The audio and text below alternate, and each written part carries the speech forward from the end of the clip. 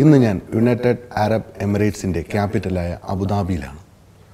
പ്രവാസി മലയാളികൾ കേരളത്തിൻ്റെ സമ്പദ് വ്യവസ്ഥയ്ക്ക് സാമൂഹികവും സാമ്പത്തികവുമായ വളർച്ചയ്ക്ക് പ്രവാസി മലയാളികളുടെ സംഭാവന വളരെ വലുതാണ്. ഏതാണ്ട് വർഷങ്ങൾക്ക് മുമ്പ് കേരളത്തിൽ നിന്നും ഒരു ജോലി എന്ന സ്വപ്നവുമായി പ്രവാസ ജീവിതത്തിലേക്ക് വരുന്ന അവരുടെ കഠിനാധ്വാനവും സത്യസന്ധതയും ആത്മാർത്ഥതയും കൊണ്ട് അവർ നേടിയെടുക്കുന്ന വിജയമാണ് അവരുടെ ജീവിതം സഫലമാകുന്നത്. ഇവിടെ അങ്ങനെ ഒട്ടനവധി മലയാളികളെ നാം എപ്പിസോഡുകളിലൂടെ പരിചയപ്പെട്ടു കഴിഞ്ഞു.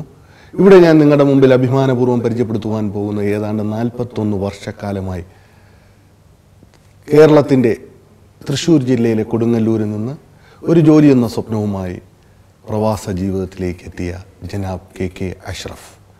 അദ്ദേഹം ഇന്ന് വിദ്യാഭ്യാസ രംഗത്ത് ഒട്ടനവധി സംഭാവനകൾ UAE-ലും കേരളത്തിലും നൽകിക്കഴിഞ്ഞു. ഓറ അക്കാഡമിക്കൽ ഇൻസ്റ്റിറ്റ്യൂഷൻ പ്രൈവറ്റ് ലിമിറ്റഡിൻ്റെ ചെയർമാനാണ് അദ്ദേഹം. അതുപോലെ അൽ ബാസ്മ British education institution, Bharatiya Vidya Bhavan എന്നീ വിദ്യാഭ്യാസ സ്ഥാപനങ്ങളുടെ മാനേജിംഗ് ഡയറക്ടർ ജനാബ് കെ അഷ്റഫ്. അദ്ദേഹത്തെ ഈ പ്രോഗ്രാമിലേക്ക് ഞാൻ ഹാർദവമായി സ്വാഗതം ചെയ്യുന്നു. നമസ്കാരം സർ. നമസ്കാരം. ഇന്ന് സാറിന് ഞങ്ങൾ കിട്ടിയിരിക്കുന്ന വിദ്യാഭ്യാസ രംഗത്താണ്. വിദ്യാഭ്യാസ രംഗത്ത് ഇന്ന് ഈ കാലഘട്ടത്തിൻ്റെ ആവശ്യകതയെക്കുറിച്ചും സാറിൻ്റെ ജീവിതാനുഭവങ്ങളെക്കുറിച്ചും ഞങ്ങളുടെ പ്രേക്ഷകർക്ക് അറിയുവാൻ വലിയ ആഗ്രഹമുണ്ട്. അതിന് ആദ്യം തന്നെ സാറിനെ ഞങ്ങൾക്ക് ഈ പ്രോഗ്രാമിലേക്ക് കിട്ടിയതിൽ വളരെ സന്തോഷം. സാർ, തൃശ്ശൂർ ജില്ലയിലെ കൊടുങ്ങല്ലൂരിൽ നിന്ന് നമുക്ക് തുടങ്ങാം. അവിടെ നിന്നാണ് സാറിൻ്റെയും പ്രവാസ ജീവിതം ആരംഭിക്കുന്നത്. എങ്ങനെയായിരുന്നു ആ ബാല്യകാലം എന്ന് പറയുമ്പോൾ ഏതൊരു മനുഷ്യൻ്റെ ജീവിതത്തിൽ ഏറ്റവും കൂടുതൽ സ്വാധീനിച്ച ഒരു ഘടകം എന്ന് പറയുന്ന ബാല്യകാലമാണ്. അവിടെ നിന്നാണ് ഒരു മനുഷ്യനെ മോഡിഫൈ ചെയ്തെടുക്കുന്നത്. എങ്ങനെയായിരുന്നു കെ അഷ്റഫ് എന്ന ബാലൻ്റെ കൊടുങ്ങല്ലൂരിലെ ആ ബാല്യകാലം? ഞാനൊരു ചെറിയ ഗ്രാമത്തിലാണ് ജനിച്ചത്. കൊടുങ്ങല്ലൂരിൽ നിന്ന് സെൻട്രലിൽ നിന്ന് ഒരു 5 കിലോമീറ്റർ ദൂരെ പത്തായക്കാട് എന്ന് പറഞ്ഞൊരു സ്ഥലമുണ്ട്. അവിടെയാണ് ഞാൻ ജനിച്ചത്. എൻ്റെ സ്കൂൾ വിദ്യാഭ്യാസം അവിടെ ഒരു SNK സ്കൂൾ എന്ന് പറഞ്ഞിട്ട് അവിടെ അതിൽ 7ാം ക്ലാസ് വരെ പഠിച്ചു. അതിനുശേഷം എടവിലിംഗ് ഹൈസ്കൂൾ അവിടെ SSLC പൂർത്തിയാക്കി. അന്ന് 1968 ഞാൻ SSLC പാസ്സായത്. ആ സമയത്ത് നല്ല ഒരു കോളേജ് സൗകര്യം, ഹയർ എഡ്യൂക്കേഷന് പറ്റിയ ഒരു സൗകര്യം അവിടെ ഇല്ലാതിരുന്നതുകൊണ്ട് ഞാൻ കൊച്ചിൻ കോളേജിലാണ് പോയിട്ട് കോളേജ് എഡ്യൂക്കേഷൻ നടത്തിയത്. അതിനുശേഷം തിരിച്ച് നാട്ടിൽ വന്ന് കോളേജ് വിദ്യാഭ്യാസം നടത്തിക്കൊണ്ടിരിക്കുമ്പോൾ തന്നെ ആണ് അബുദാബിയിലേക്ക് ഓപ്പർച്യൂണിറ്റി കിട്ടുന്നത്, വിസ കിട്ടിയത്. അതെ. ഏതൊരു ആ കാലഘട്ടത്തിൽ, കാരണം എന്ന് വെച്ച് കഴിഞ്ഞാൽ പ്രവാസ ജീവിതം എന്നോ ഗൾഫ് ജീവിതം അന്ന് പേർഷ്യ എന്നാണല്ലേ സാർ? പേർഷ്യയിലേക്കുള്ള. പിതാവിന് എന്ത് ജോലിയായിരുന്നു? പിതാവ് ഒരു കർഷകനായിരുന്നു. കർഷകൻ. എത്രാമത്തെ മകനായിരുന്നു? ഞാൻ 4 മക്കളിൽ 4ാമത്തെ ആളാണ്. 3 സിസ്റ്റേഴ്സാണ്. ഓക്കെ. അപ്പോൾ അന്ന് വിദ്യാഭ്യാസം ഒരുവരും നന്നായിട്ട് പഠിക്കുമായിരുന്നു. സ്കൂളിൽ ഫസ്റ്റ് ക്ലാസ്സോടുകൂടി പാസ്സായ ഒരാളാണ്. വളരെ ചുരുക്കം ആ അവസരങ്ങളിൽ ഉണ്ടായിരുന്നു. അതോടൊപ്പം തന്നെ പഠിപ്പിക്കാൻ എൻ്റെ പാരൻസിനും വലിയ താല്പര്യമായിരുന്നു. എനിക്കും ഉയർന്ന് പഠിക്കണമെന്ന് ആഗ്രഹമുണ്ടായിരുന്നു. പക്ഷേ അന്നത്തെ സാമ്പത്തിക സ്ഥിതി അനുവദിച്ചില്ല.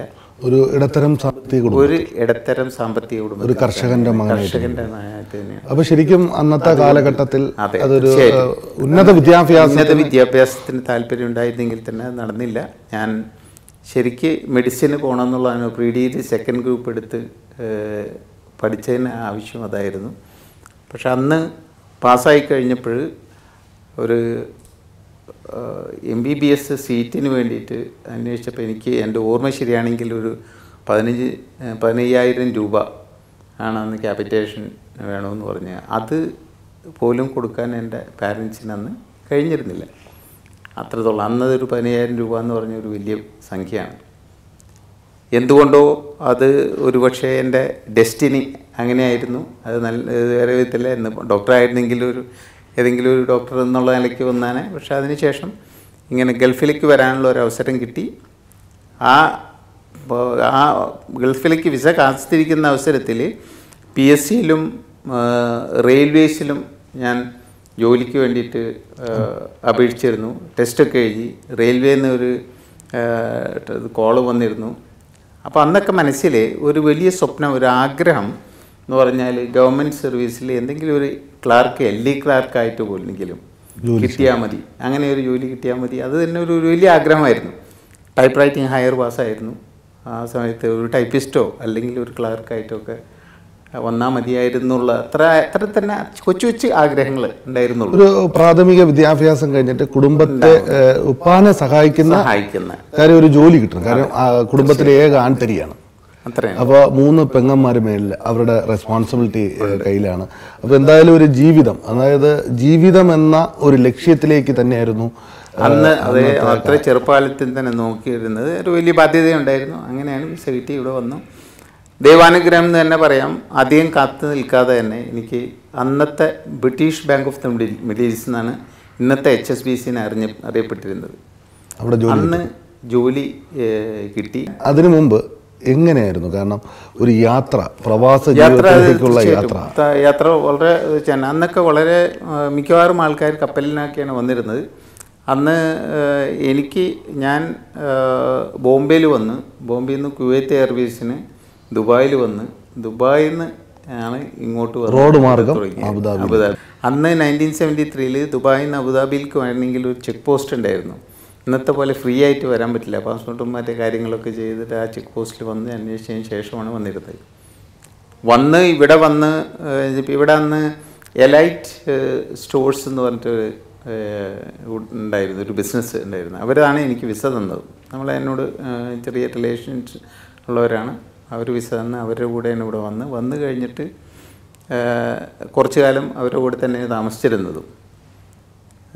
അന്ന് ഞാനും ഇന്ന് ലുലു ഗ്രൂപ്പിൻ്റെ MK യൂസുഫ് അലി സാഹിബിൻ്റെ കടയും ഈ എലൈറ്റ് സ്റ്റോറിൻ്റെ കടയും അടുത്തടുത്തായിരുന്നു. ഞങ്ങൾ അവിടെ ഇരിക്കുമായിരുന്നു.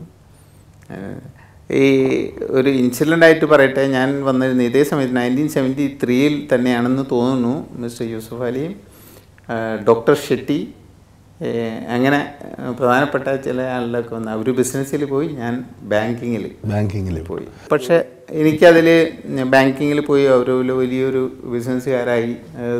ഞാൻ അതെല്ലാം. പക്ഷെ എനിക്ക് അങ്ങനത്തെ വേറെ ഒരു റിഗ്രറ്റോ ഒന്നുമില്ല. ഞാൻ ചെയ്ത ജോലി ഇതിൽ ഒരു അങ്ങേറ്റം വരെ എനിക്ക് എത്താൻ കഴിഞ്ഞു എന്നുള്ള ഒരു വലിയൊരു ആത്മസംതൃപ്തി, ഒരു സാറ്റിസ്ഫാക്ഷൻ, വലിയ സാറ്റിസ്ഫാക്ഷനാണ്. കാരണം അതാണ് ഏറ്റവും വലുത്. നമ്മൾ ചെയ്യുന്ന മേഖലയെ അത് പരിപൂർണ സംതൃപ്തിയോടെ അതിനെ ഉൾക്കൊള്ളുവാൻ കഴിയുന്ന വലിയൊരു മനസ്സ്. അതിന് കാരണം റഫീഖ് സാഹിബ് തുടക്കത്തിൽ പറഞ്ഞ പോലെ തന്നെ നമ്മളുടെ ഹാർഡ് വർക്ക്, സിൻസിയറിറ്റി, നല്ല ആത്മാർത്ഥത, ആ ലോയൽറ്റി നമ്മൾ ചെയ്യുന്ന സ്ഥാപനത്തിനോടുള്ള, എനിക്ക് തോന്നുന്നു അതാണ് എൻ്റെ ശരിക്ക് എൻ്റെ ഒരു സേവിങ്, എൻ്റെ അസറ്റ്. എനിക്ക് എൻ്റെ ഇൻവെസ്റ്റ്മെൻറ്റ്. അതിൻ്റെ കാരണം തീർച്ചയായിട്ടും അതാണ്.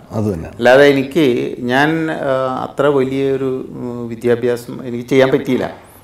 പല കാരണങ്ങൾ കൊണ്ട്. ഒന്നും സൗകര്യം ഉണ്ടായിട്ടില്ല. പിന്നെ അതിനുള്ള സാമ്പത്തിക ശേഷി ഇല്ലാത്തതുകൊണ്ട് ഞാൻ ഉദ്ദേശിച്ച വിധത്തിൽ ഒരു ഹയർ എഡ്യൂക്കേഷൻ ഒന്നും ചെയ്യാൻ പറ്റിയിരുന്നില്ല.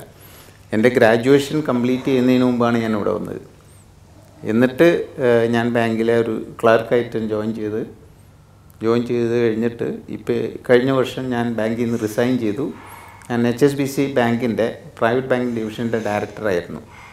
Very good. അത് എനിക്ക് എന്തോ എല്ലാ ദൈവാനുഗ്രഹം. എപ്പോഴും ഞാൻ പിന്നെ എൻ്റെ കാരണവന്മാരെ, എൻ്റെ പാരൻസിൻ്റെ അനുഗ്രഹം എപ്പോഴും ഉണ്ടെന്നാണ് എനിക്ക് പ്രാർത്ഥന അനുഗ്രഹമുണ്ട്. 41 വർഷക്കാലത്തെ ഒരു എക്സ്പീരിയൻസാണ് സാറിനുള്ളത്. ഇന്നത്തെ കാലത്തെ നമ്മുടെ ന്യൂ ജനറേഷനിലെ നമ്മുടെ ചെറുപ്പക്കാർക്ക് ഈ പറഞ്ഞ സിൻസിയാരിറ്റിയും ഹാർഡ് വർക്കും ലോയൽറ്റിയും സാർ കാണുന്നുണ്ടോ? ഇന്ന് ആ ലോയൽറ്റി എന്ന് ഒരിക്കലും എനിക്ക് പറയാൻ പറ്റില്ല. കാരണം ലോയൽറ്റി എന്ന് പറഞ്ഞാൽ ഒരു ബാങ്കിൽ ലോയൽറ്റി എന്ന് പറഞ്ഞാൽ ഒരു സ്ഥാപനത്തിൽ നമ്മൾ ജോലി ചെയ്താൽ ആ സ്ഥാപനത്തിനോടുള്ള കൂറും ആ സ്ഥാപനത്തിനോടുള്ള ആ താല്പര്യവും അതിനോടുള്ള ജോലിയുടെ ഇഷ്ടം, അതുകൊണ്ട് അവിടെ നമ്മൾ കണ്ടിന്യൂ ചെയ്ത് പോകുന്നു. പക്ഷേ അപ്പോൾ ഇന്നത്തെ കാലത്ത് ഈ കണ്ടിന്യൂറ്റി ജോലിയിൽ കണ്ടിന്യൂറ്റി എന്ന് പറഞ്ഞാൽ വളരെ ചുരുക്കം നിങ്ങൾക്ക് കാണുള്ളൂ. ഇപ്പം ഞാൻ 38 വർഷം ഒരേ ബാങ്കിൽ ജോലി ചെയ്തു എന്ന് you will rarely find people. ഈ 10, 15, 20 വർഷമൊക്കെ ഇപ്പോൾ സാധാരണ ആവറേജ് ഒരു 5 years ആണ്.